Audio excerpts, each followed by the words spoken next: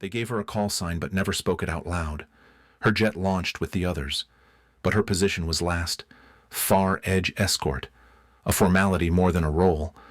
As the mission stretched across open sky, one by one, the others returned to base, their fuel clocks ticking out.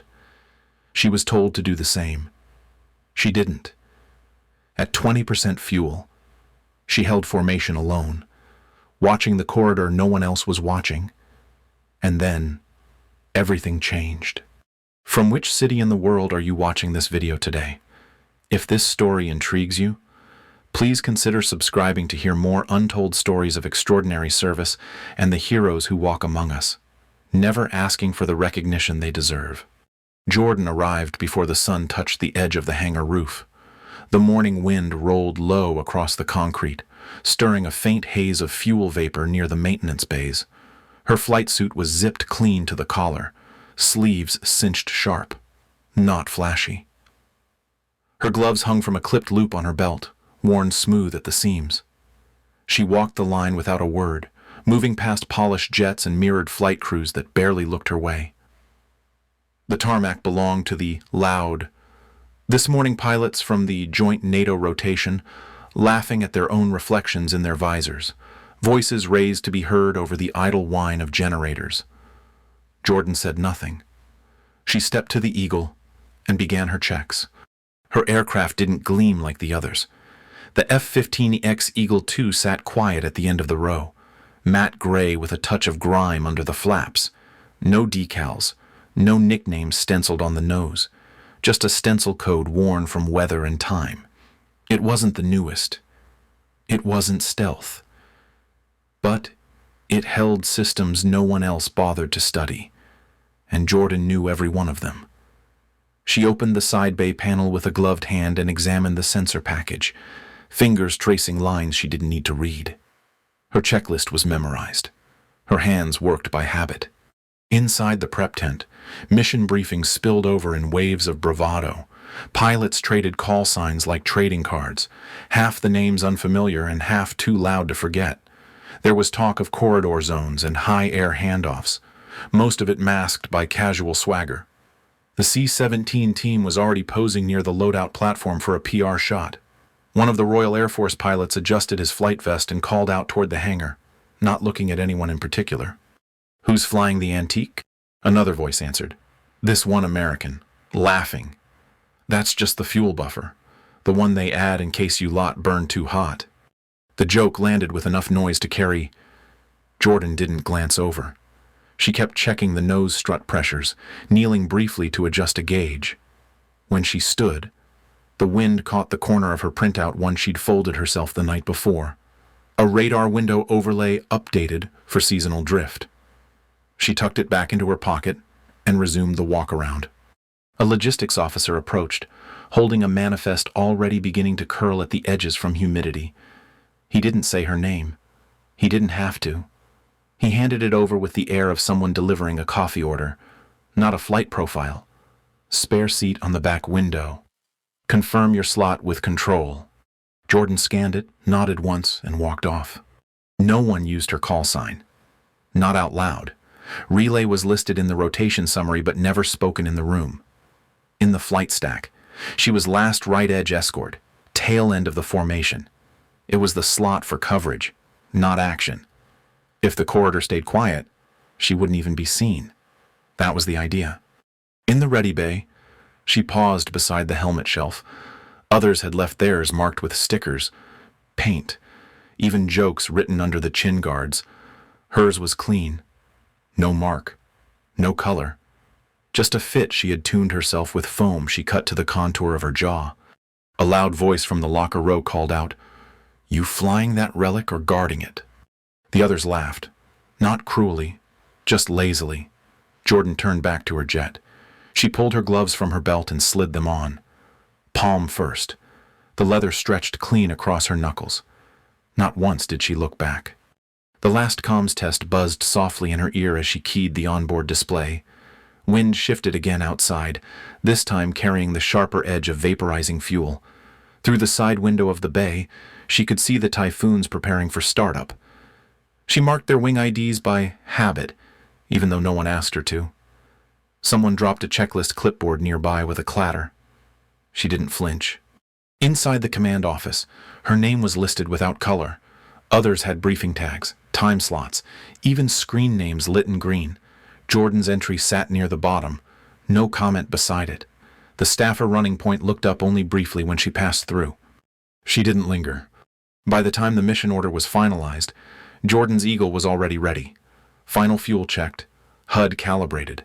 Internal sensor alignment matched down to 100.0 for track predictability. She stood beside the aircraft as others climbed aboard theirs, with gestures for the camera crew. No one filmed her. The operations lead pointed vaguely in her direction when asked about full coverage. That's just the trailing escort. She'll drop off early. Insurance bird. Jordan climbed the ladder without comment. In her vest pocket, the radar printout sat folded clean. She had updated the cloud refraction bands by hand before sunrise. She had made the margin note in pencil. It wasn't for the file, it was for herself. The runway shimmered as heat lifted from the surface, blurring the background of the hangar line where the fighters waited in idle, one by one. The Raptors rolled out first, sharp-nosed and quiet in their arrogance, followed by the Typhoons whose twin engines shrieked slightly louder as they banked toward lineup.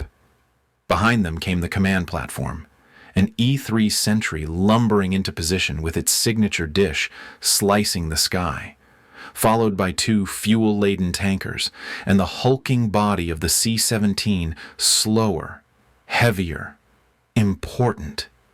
At the very back, holding steady and unannounced, was Jordan in her F-15EX. Takeoff came in staggered rhythm, formation dictated not by speed but by function. The Raptors climbed fast, Typhoons held their altitude, and Jordan stayed low and right, the trailing edge of a shape no one remembered to describe. Her jet rumbled clean through the lift, and leveled without complaint. She didn't speak on the radio, unless spoken to. The HUD came online crisp and unfiltered, pulling in the same airspace everyone else saw, but through a lens she had tuned herself to 100.0. The formation settled into shape 30 miles offshore, wings spread like a slow-moving shield across a high-altitude corridor mapped for weather and clearance. Below them, the Atlantic shimmered dark and clean. From Jordan's angle, the sun was low on the nose, just enough to catch any movement where shadows shouldn't be. She liked this spot, even if no one else did. She had a view no one else could reach. The first remark came from a Typhoon pilot who had been joking since takeoff. "Mirror bird in the back," he said. "Hope she doesn't blind us with that antique if the sun hits it wrong." Another voice cut in. "American this time. Watch her peel off bingo -5. Bet she wants to stretch her gas numbers for the record book." Jordan tapped the throttle once with her index finger, just enough to smooth the RPM bleed. She said nothing. Her gauges were exact, her pressure margins adjusted for drift. Behind her sunglasses, her eyes didn't leave the horizon. The C-17 maintained a slow, deliberate pace. Its flanking escort drifted close but not tight. Raptors stayed in guard range. Typhoons danced the edges. Jordan kept the outer right bracket, 65 degrees offset from centerline, moving just outside wake turbulence. She adjusted altitude by 50 feet, not because it was required, but because she had calculated the corridor's air density and knew how it would impact visibility through refraction layering. On her display, a brief flicker ran through the AWACS telemetry feed. Nothing red, nothing urgent. Just a 2-second delay and a non-critical return latency. Maybe atmospheric. Or maybe not. She logged it in her mind and traced the band on her nav chart, marking it along the upper-tier drift route. The system pinged once and went silent. Fuel dropped to 20%. Above her left shoulder, a Raptor signaled its return call, then a second. Typhoons soon followed, peeling north in clean arcs toward base. They passed above her in formation, silent but for their engines and a few trailing comms. "Relay," came the tower voice, dry but not unkind. "Your fuel clock's up. You're cleared RTB." Jordan kept level. She adjusted trim slightly, enough to balance lateral pull. Then she keyed her mic once and replied, "Holding 10 more. Just confirming corridor clean." A pause, then static. No correction followed. The AWACS operator didn't echo her call. It wasn't standard to argue with the spare. Jordan toggled her internal systems once and checked the corridor's edge again. The thermal drift lines held steady. Vapor trails were clean except for one. Thinner, too smooth. She watched it.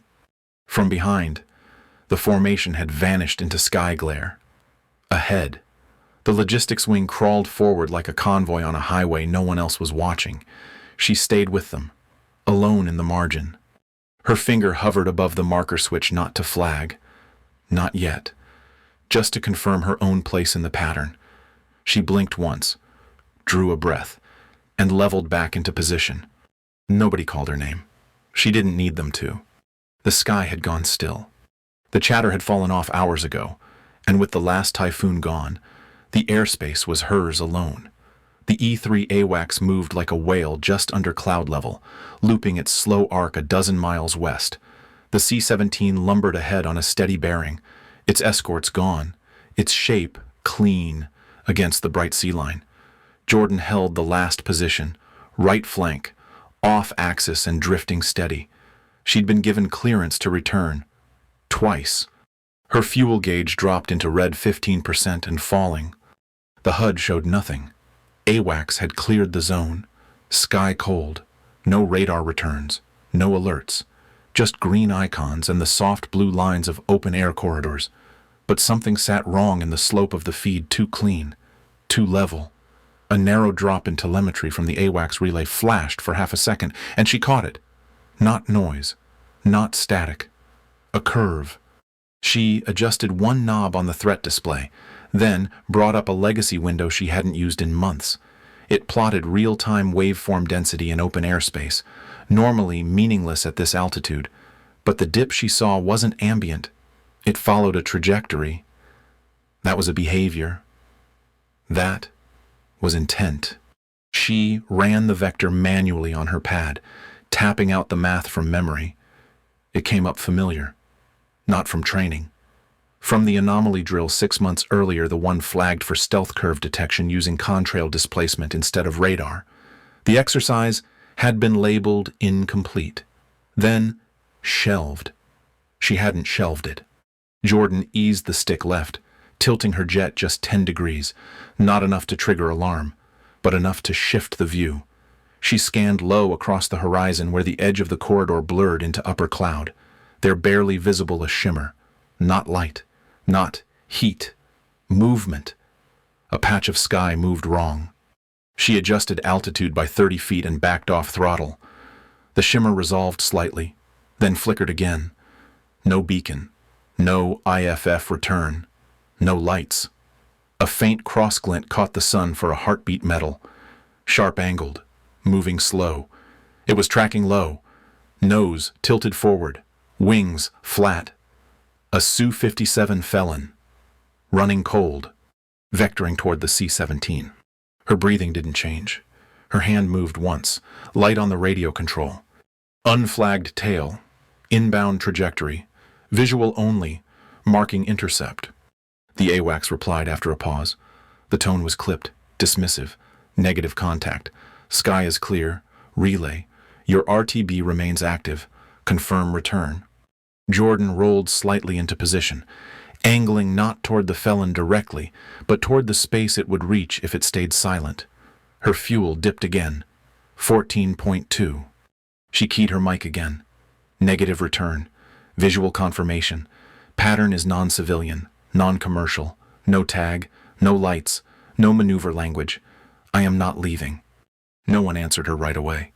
She leveled her wings, held altitude, and marked the Felon's shadow with a manual pin. Not in the system, just in her head. It hadn't broken cover. It hadn't changed course. The Felon was doing exactly what the simulation had predicted: approach slow, nose down, blind to radar. Wait for a formation thinning, then slide between gaps to simulate a ghost escort and breach close. It would be too late by the time it was seen. She didn't reach for weapons. That wasn't the play. She adjusted bearing by 12 degrees, enough to intercept without contact. She began a slow arc. Her HUD remained empty. No one else could see it. The fuel alarm blinked once in red. 13.8. Outside, the felon's shimmer grew sharper. Its shape began to form against the ocean's dark edge. Still no tag. Still no shift in approach. Jordan watched it, marking the timing. Then she whispered out loud, to no one but herself, "You're not alone up here." She reached for the flare toggle and left her finger there. Not yet. Not until the wing could see. In the open channel, the AWACS voice came again. Flatter now. Relay. We cannot verify your return. There is no data signature on that vector. You're flying blind. Jordan's voice didn't waver. Copy. I know what I saw. The felon slipped forward, closer now. Still no deviation. Jordan waited. She had a plan. Jordan eased back the throttle until the hum in her cockpit dropped to a low, stretched whisper. Her engines dipped into idle, conserving what remained in her tanks. The gauges blinked steadily, warning her she had slipped below the 3% mark. Her margin was now measured in minutes. The air around her was thin and glass clear. She climbed.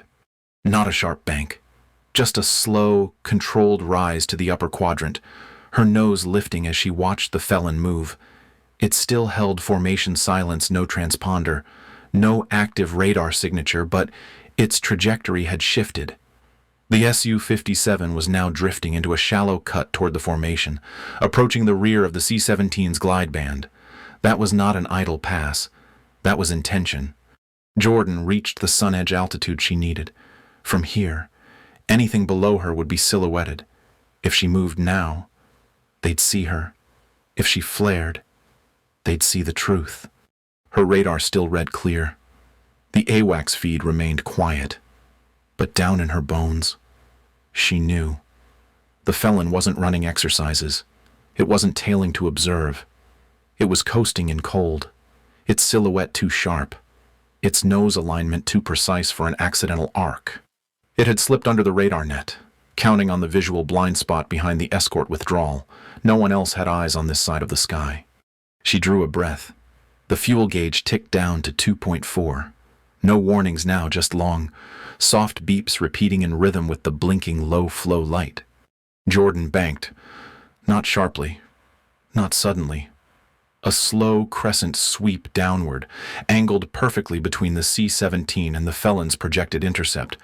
Her eagle crossed the corridor's upper boundary, putting her directly in line with the felon's invisible track. The felon didn't react at first.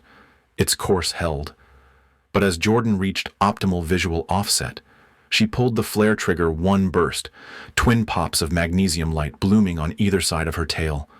They lit the sky in broad strokes, not as warning, but as declaration. In the cockpit of the C-17, someone shouted.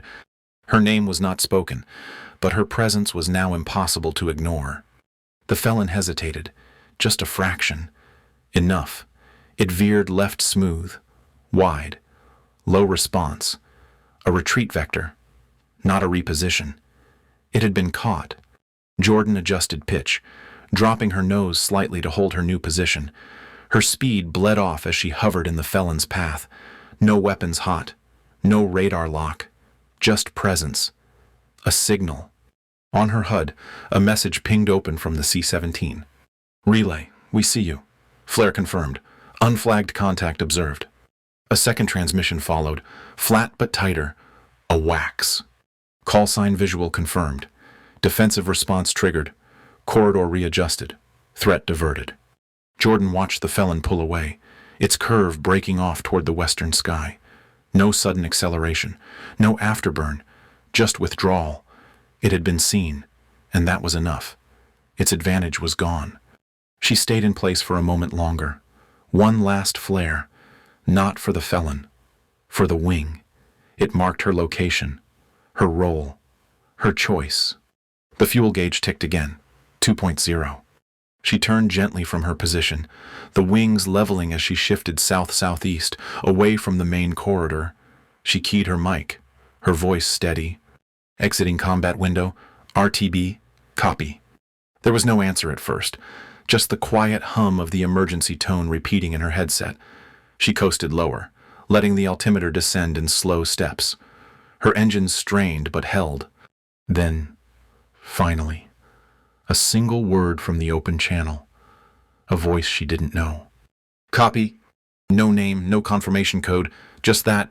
She tilted her nose slightly as she fell into the return route vector.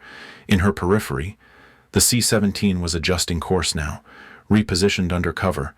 The tankers held steady, now flanked tighter. Her role was complete. On the forward panel, taped just above the instrument cluster, was the faded tag with her call sign Relay. It had been there for years. No one ever asked why. The flare bursts still trailed faint vapor lines behind her. They glowed dimly now, fading in altitude. But they had done what they needed. They had shown what couldn't be spoken. Jordan lowered her seat angle and adjusted her grip. Her gloves were damp inside.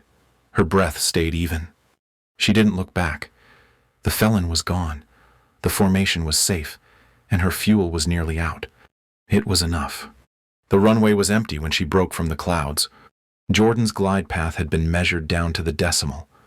Her screens were almost silent now, except for the slow, steady beeping of the low fuel warning and the soft hum of life support at idle. Below her, the forward base shimmered with late sun, heat rising off the concrete in long, wavering lines. Her hands didn't tremble yet. They would later. She eased the Eagle down with no chatter.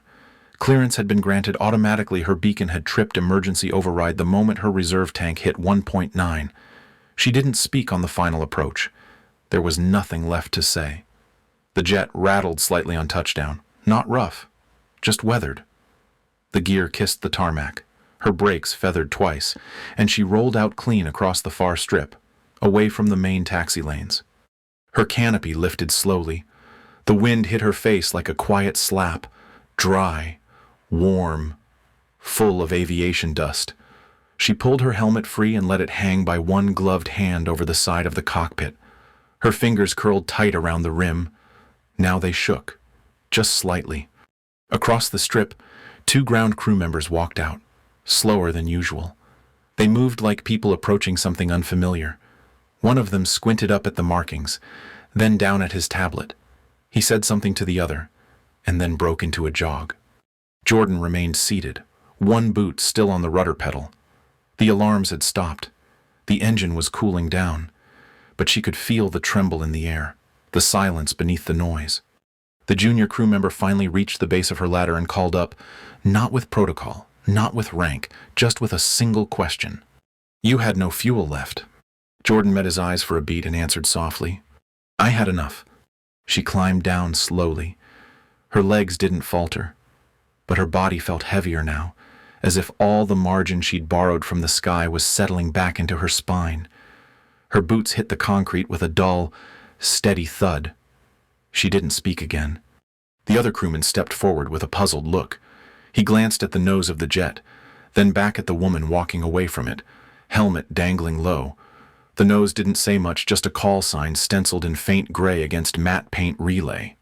Inside the operations tent, someone had pulled up the AWACS feed. The big screen wasn't meant for playback, but someone had cued the loop manually. At first, only a few pilots were watching. Then more gathered. The moment that played back was silent. The felon, faint but real, slipping through cloud. Then the flare burst. Then Jordan's jet, fully visible for a half second before dropping out of frame. A second later, the threat peeled away. One of the mission planners sat back slowly, headset still perched on his head. He rewound the clip, then played it again. No radio warning, no engagement, just one aircraft drifting into the right position and lighting the sky for all to see. A lieutenant from the Typhoon crew leaned forward, elbows on his knees, watching the flare reflect in the clouds. His voice was low, unsure. That was Relay. No one answered him. They just kept watching. Farther back in the tent, the mission commander stood with arms folded, his mouth set tight. He had seen the vector overlays, the empty radar logs, the lack of system confirmation. He had also seen the felon break away, clean and fast. He didn't speak until the third loop finished playing. Then, quietly, to no one in particular, he said, "Mark her call sign." Someone behind him reached for a keyboard. Outside, Jordan walked alone along the service track beside the hangars. She didn't head toward debrief.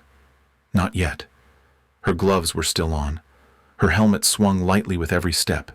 She passed two pilots she recognized but didn't name. They moved aside without speaking. Up on the jet's ladder, a maintenance tech paused. He reached for the side panel and stopped. Then he looked back at the woman disappearing around the far corner and touched the nose of the aircraft once, right where the paint had started to fade. He didn't say anything. Back inside, the mission bay had gone quiet. The usual drone of planning, scheduling, complaints and jokes had flattened. Nobody typed. Nobody shuffled gear. They just stared at the playback, eyes fixed on the frame where one aircraft had made the invisible visible.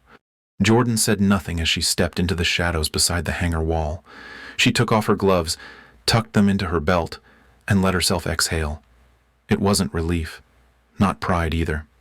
Just breath, slow and earned. She didn't wait for anyone to come ask what she saw. They knew now. The room was dim, not by design, but because no one had turned the overheads back on after the playback ended. Screens glowed quietly along the wall, casting pale light across a crowd that had gone completely still. The feed was paused at the frame everyone kept returning to, flare, in bloom. Cloud bank just behind, and one shape dead center, the eagle. Her eagle, no missiles, no tags, no radar ping, just one flare and a vector that cut the sky at the exact moment the felon changed course. Someone in the front row finally spoke. He wasn't loud. He didn't have to be. The silence around him did most of the work. She stayed at 20%, just long enough to save the wing. The commander stood near the back, arms crossed, his face unreadable. He had said very little since the feed had arrived from AWACS, but when the junior officer finished his sentence, the commander gave a single nod and said, "Her logs confirmed. Flight record credited. Intercept action verified." No applause followed, no congratulations, but no one left the room. Across the tarmac, heat still shimmered near the concrete pads where Jordan's jet had rolled in less than an hour ago. Her Eagle sat parked along the edge of the secondary hangar now, engine covers placed, cockpit sealed. One of the ground crew stood nearby with a small stencil kit and a can of field paint. The name had already been added to the nose relay, clean lettering, centered just under the pilot's canopy. He wasn't told to do it. No order had been issued. He just did it.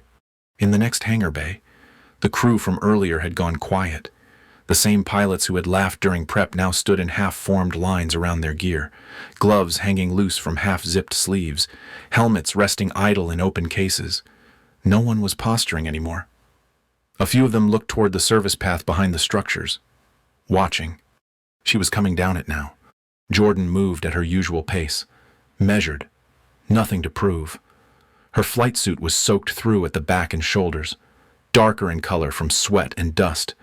Her gloves were clipped at the belt line.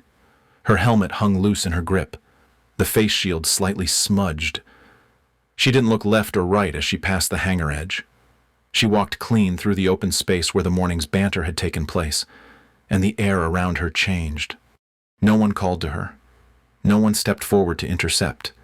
But one of them, a pilot who had once cracked a joke about guarding relics, shifted a step backward to clear her path.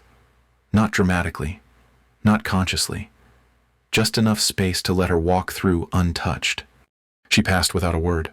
Behind her, the sound of a ladder lowering echoed against the far side of the concrete. Metal meeting metal, slow and sure. At the edge of the crowd, a younger pilot stood still, holding his helmet against his chest. He didn't speak, didn't move, just watched her pass, eyes wide. Inside the mission tent, someone had left the screen paused on the flare moment. The light from the replay shimmered across the floor, the frozen frame catching the eagle at its highest arc. No embellishment, no angle correction, just the truth, caught midair. The playback controls had gone untouched for minutes. The only movement in the room was the occasional blink, the shift of someone leaning forward to look more closely. Someone near the back whispered, "That's her." The voice wasn't clear enough to trace. It didn't need to be. Outside, Jordan stepped past the ready line, where gear bags waited and flight logs hung on the posts. She reached one of the smaller benches near the water station and sat slowly, not slouched, just grounded. Her hands rested on her knees for a moment. Her breath came easy now, but deep, steady, earned. No camera crew found her. No public affairs officer stepped in for a statement. There was no drone shot, no backdrop, no scripted quote.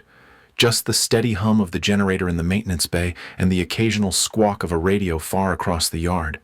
From this angle, she could see the nose of her jet. The name was visible now, no longer just on paper or clipped to a data sheet. It was there, stenciled across the metal, catching a shaft of sun that filtered through the edge of the hangar doors. Relay, the name they never said, now written, marked, seen. She didn't smile. She didn't nod. She sat with her elbows on her legs, helmet balanced on one palm. The sound of footsteps behind her came and went. No one lingered. No one interrupted. But everyone knew. By evening, her flight was officially logged. The Intercept filed, the flare timing confirmed, the corridor adjustment traced back to her vector line. Her report remained short, 19 words, total. No speculation, no flourish, just location, behavior, timing, and visual confirmation. She didn't add a closing statement. She didn't need one. She was never the loudest in the room, never the one stepping forward for credit or recognition. But when the moment called, she stayed. With 20% fuel and no confirmation, she trusted what she saw and held her ground. Jordan's story is not about glory or combat. It's about clarity, about knowing your value even when others don't. While others turned back, she held the line, and in doing so, saved the wing without a single shot fired. Her strength was quiet, her leadership unspoken, but now, her name is written where no one can ignore it. If this story moved you, take a moment to reflect. What would you do when no one's watching? Share your thoughts in the comments, and follow for more true-hearted stories of quiet strength and earned respect. Sometimes the most powerful presence is the one that never asks to be seen.